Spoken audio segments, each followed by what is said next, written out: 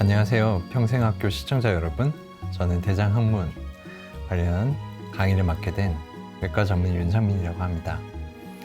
오늘은 이제 변이 새는 병이죠.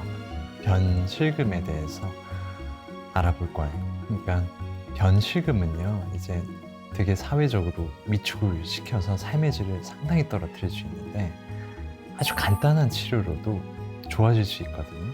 그러니까 절대로 그냥 두지 마시고 꼭 병원에 와서 치료받도록 하세요. 우선 변실금은 그러니까 간단하게 생각하시면 돼요. 이제 항문이 약한데요. 변이 묽어요. 그럼 어떻게 될까요? 셀 수밖에 없어요. 이건 아주 자연스러운 거라고 생각하시면 돼요. 그러니까 우리가 나이가 먹으면 항문은 점점점 약해질 수밖에 없는데요. 어느 정도 선을 지나게 되는 순간 이제 변이 셀 수가 있는 거죠. 근데 중간중간에 그거를 더 약하게 하는 몇 가지 과정들이 있을 수 있어요. 뭐 임신을 하거나 출산을 하거나 혹은 치료 수술이나 확장 수술하면서 괄약근이 손상이 되면 그 순간엔 급격하게 항문의 힘이 떨어지는 거죠. 그래서 젊은 나이에도 생길 수 있고요. 나이가 많아지셔도요. 항문 기초적으로 튼튼하거나 혹은 운동을 해서 항문의 약화를 막았다면 생기지 않거나 늦출 수도 있는 거예요.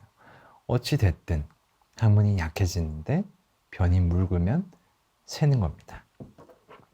그래서 아주 흔한 거예요. 그러니까 우리가 당연히 겪을 수밖에 없는 당연한 과정이에요.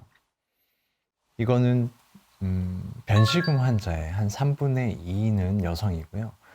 고령의 여성에서 한 70% 정도에서 실금 증상이 나타날 수 있다는 그런 연구 결과도 있습니다. 근데 주위에선 그런 사람이 없는데 근데 나만 그런 것 같아요. 그래서 너무 슬픈 거죠. 근데 사실 알고 보면은요, 대부분 얘기를 안 해요. 부끄럽거든요. 그래서 혼자만 이렇게 고이 감추고 있는 거예요. 혹은 나이가 들면 어떻게 돼요? 변은 보통 묽어지기보다는 단단해지는 경우가 많죠. 그러니까 안 새는 거예요. 근데 이 변실금이라고 하는 건 단지 변이 새는 게 아니에요. 그러니까 나라는 존재, 그런 자존감, 그리고 내가 이제 나이가 들면서 누려야 되는 것들이 있잖아요. 그냥 여유와 뭐 여행, 친구와 만남 이런 것들이 다 이제 줄어들게 되는 거예요. 변이 새니까 누구를 만나기가 너무 무서운 거죠. 밖에 나가기도 너무 걱정이 되고요. 운동을 나가려고 하다가도 새서 다시 들어오고요. 그러면서 나라는 존재가 더 작아지고 사회적으로 위축이 되고 그것 때문에 삶의 질이 떨어지고 우울증도 오고 그것 때문에 활동이 줄어들면서 신체적인 건강도 악화가 되는 것이죠. 그래서 이 변실금을 잘 알고 잘 조절하면 좋은 삶의 질을 다시 되찾을 수 있다고 생각하시면 돼요. 우선은 이 변실금이 생기는 상황을 생각을 해보면 우선 학문과 직장의 문제로 발생을 하게 돼요. 그러니까 직장의 민감도가 높은 경우에 이런 경우에는 설사를 하게 되는 경우 그럴 때는 이제 급박변이라 변지름이 있을 수 있고 직장의 감각이 너무 저하되는 경우에는 변이 온 걸 인지를 못하고 그거를 흘려버리는 경우가 있을 수 있어요. 학문에는 괄약근이 있는데 두 가지 종류의 괄약근이 있어요. 하나는 내괄약근이라고 하고 하나는 외괄약근이라고 해요. 내괄약근은 항문의 안측에 있는데 얘네들은 우리가 신경을 쓰지 않아도 저절로 오므라들어 있는 상태로 변이 나오지 않게 도움을 주는 괄약근이고요. 외괄약근은 우리가 변이 급할 때 어떻게 참아야 되잖아요. 우리가 조절할 수 있고 변이 필요할 때 참을 수 있는 괄약근이에요. 근데 이런 내괄약근이 약해질 때는 어떤 문제가 생기냐면 가스가 저절로 새 나온다거나 점액이 그냥 흘러나와서 항문이 축축해진다거나 자기도 모르게 변이 나와 있는 그런 경우가 생길 것이고요. 외괄약근이 약해지는 경우에는 변을 참지를 못하고 실수하게 되는 경우가 생길 수가 있는 거죠. 근데 변비가 심한 경우에도 실금이 생길 수 있어요. 이거를 유분증이라고 하는 거죠. 그러니까 약해서 새는 경우가 있는가 하면 변이 너무 많아지면서 흘러넘치는 경우라고 생각하시면 돼요. 이런 경우에는 변비를 해결하지 않으면 새는 게 좋아지지가 않는 거죠. 그래서 실금이 생긴다고 똑같은 실금은 아니고, 특히나 고령에서는 이런 심한 변비에 의한 유분증, 이로 인한 실금이 생길 수 있으니 이를 확인을 해야 됩니다. 그래서 일반적인 그런 변실금이죠. 그러니까 항문이 약해지고 변이 묽어져서 생기는 경우에, 그렇다면 치료는 뭘까요? 항문을 강하게 하는 게 치료고요. 변을 뭉쳐지게 하는 게 치료가 돼요. 그리고 그때만 딱 되는 게 아니고 앞으로도 변이 묽으면 언제든지 셀 수가 있는 거죠. 장기적으로 이를 알고 관리하는 게 중요합니다. 첫 번째로 변을 좋아지게 하는 건데요. 변이 좋아지면 증상이 이제 급속도로 조절이 돼요. 그래서 전혀 불편함 없는 상태로 유지를 할 수 있어요. 근데 이게 물론 우리가 변을 묽게 하는 음식을 안 먹는 게 제일 중요하겠죠. 어떤 것들이 있냐면 매운 거나 기름진 거, 우유나 요구르트, 뭐 유산균이라든가 아니면은 뭐 밀가루 음식, 빵이나 면, 뭐 라면, 기타 뭐 기름진 고기라든가 그런 것들이 변을 이제 묽게 할 수 있기 때문에 그런 변을 묽게 할 수 있는 음식은 모두 줄이고요. 그렇게 되면 또 변비가 너무 심해질 수 있기 때문에 야채는 충분히 드시는 게 중요합니다. 그래서 변을 좋게 만들었더니 변이 새지 않으면 그게 제일 좋지만 그게 잘 안 되는 경우가 있어요. 이럴 때는 간단한 약을 사용함으로써 변을 뭉쳐지게 할 수 있습니다. 이런 것들이 뭐 식이섬유제 중에는 여러 가지 식이섬유가 있는데 그중 칼슘 카보필 제제 같은 경우에는 변을 좀 더 뭉쳐지고 많아지게 함으로써 변비도 덜 생기고 실금도 줄일 수 있는 1차적으로 쓸 수 있는 약재예요.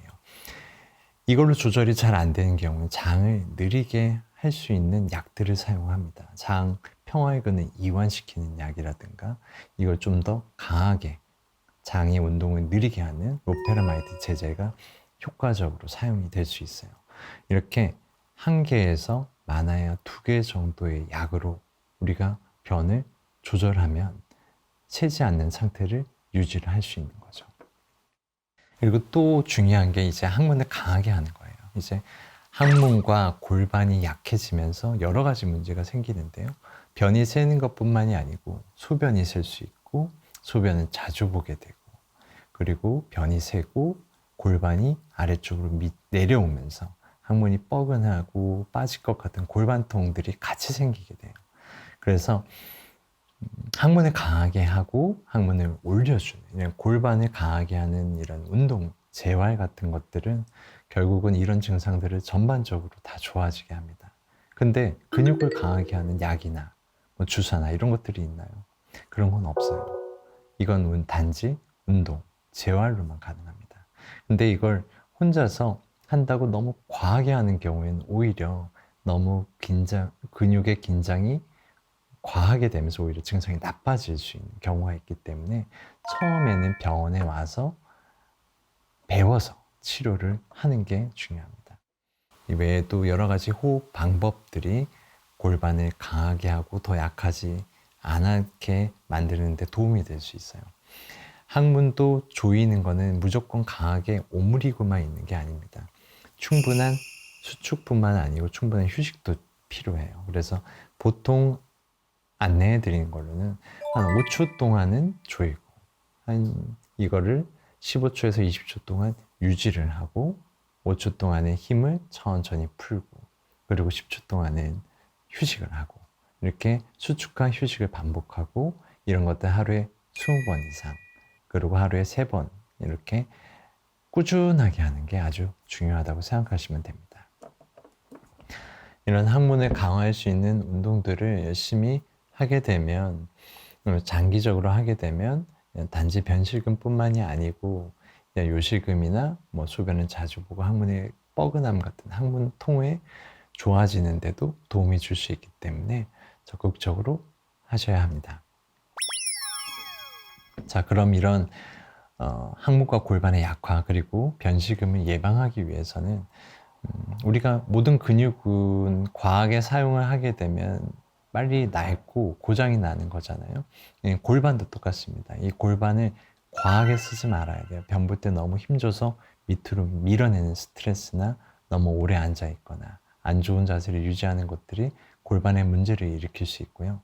우리가 보통 일반적으로 앉는 자세도 되게 중요한데요. 골반에 제일 안 좋은 자세는 이렇게 뒤로 기대서 앉아 있는 자세예요.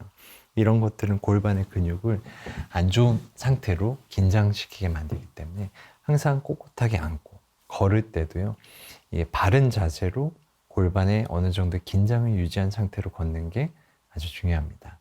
그리고 여성분들은 특히 임신과 출산 후에 빠른 골반의 약화가 진행이 돼요. 그 후에 어느 정도는 돌아오지만 옛날처럼은 안 되거든요. 그래서 초반에 휴식기를 거쳐서 몸이 회복이 되면 그다음부터는 적극적인 골반 강화 운동을 해주는 게 좋습니다. 자, 오늘은 변실금에 대해서 알아보았습니다. 변실금이 낫지는 않아요. 하지만 증상 없이 조절할 수 있어요. 이거 조절하지 않으면 삶의 질이 너무 안 좋아집니다. 그래서 간단한 약으로 조절할 수 있으니까 너무 병원에 오는 걸 겁내지 마시고 꼭 오셔서 조절할 수 있도록 치료받으셨으면 좋겠습니다. 다음 시간에는 대장의 용종, 그리고 대장암, 그걸 예방하기 위해 우리는 어떤 노력을 해야 되는지에 대해서 알아보도록 하겠습니다. 감사합니다.